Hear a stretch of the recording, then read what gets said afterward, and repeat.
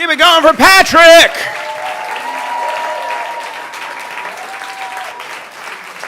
Yes! He was so close he could have climbed up, but he's not a savage! Give it up for Patrick! Hi, Patrick. Is this a good height for you? Yep. Good. All right. Thank you.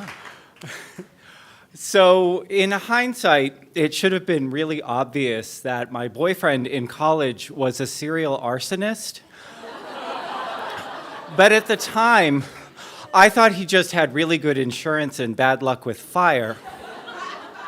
So it was 1989, we were both 21, and he was a 1980s catch. He came from old money, he said, and he was kind of slumming it in Boston by working retail. And he also looked like the lead singer of the Pet Shop Boys. So he was like set up perfectly to be that guy in the movies from the 80s who knew how to ski and really beat up the hero from the story.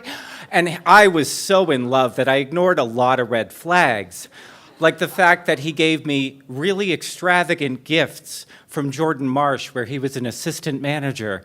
And he said the way that the discount worked, I couldn't return anything because they didn't give receipts.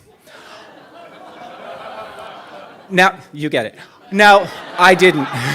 So, I don't know how many fires you all would see before you'd start to get suspicions of someone, but my personal number seems to be more than 3.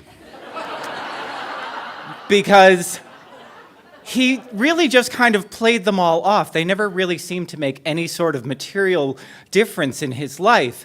I mean, there was the time that he came up to visit me when I was at UMass Amherst, and he was luckily changing over his clothes from his summer-fall wardrobe to his winter-spring wardrobe. So he had it all in the trunk of his car, and so it wasn't in his apartment when it burned down. There was also the time that I agreed to take his dog. It's a little tiny dog named Mercedes for the weekend while he had some business to do in Florida, and that apartment burned down as well. And he always seemed to have the same outfits and the same art on the walls, and he had his computer, and the dog was never hurt, so I always thought he was a really lucky guy. And also, our relationship didn't last very long. It was like a semester and a half. There was a difference between us. We didn't fight, but like I grew up very poor, and he said he grew up very rich. And I was in college, and he was just working in Boston.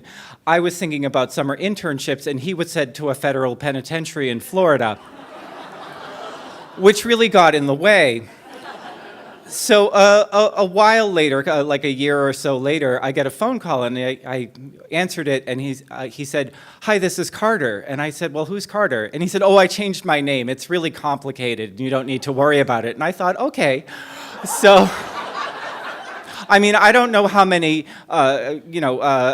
tours in the state penitentiary it takes for you to stop trusting someone. For me, it's more than one.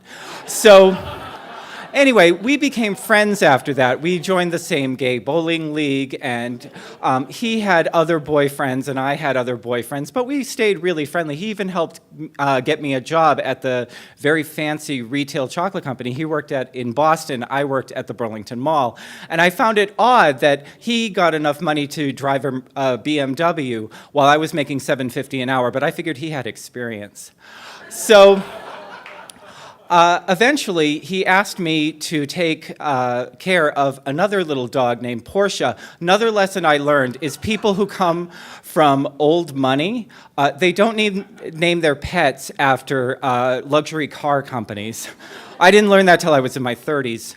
So I'm taking care of his little dog because he's taking his new boyfriend out for a long weekend. His boyfriend had to have his kitchen repainted because there was an unfortunate grease fire. So I just happened across his arrest record and all of the court documents. He had left them out in his apartment that I was staying at. He left them right on a desk in a folder. I was looking for a pen, and it was like 3 drawers below that.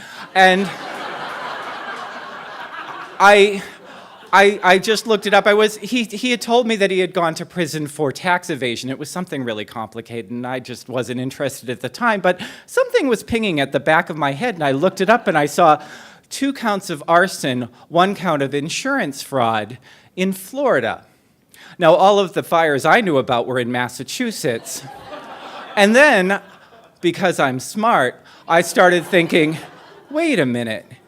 He had me take care of his clothes while an apartment burned down, and he had me take care of his dogs when his apartments burned down. So I realized that if you need a collaborator, some may say an accomplice, but that's semantics, and the statute of limitations is long gone by. It really helps to have somebody who is just a little bit stupid and just a little bit in love with you.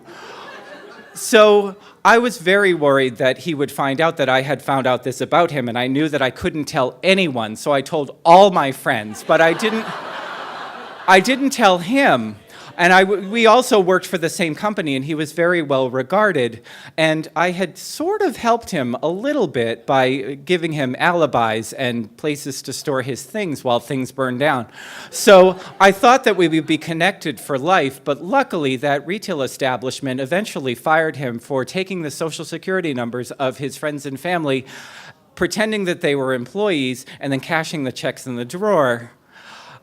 So as a coda, a couple of years ago, I tried to look him up on Facebook and Twitter or LinkedIn. I wasn't able to find him, but he had a very different last name. It was a regular last name, but it was spelled oddly, and I knew he was from an old money family in Maine. And the only thing that I could find was someone who was much older than him that had the exact same name, who was the chief of the fire department in a small fishing village. Thank you very much.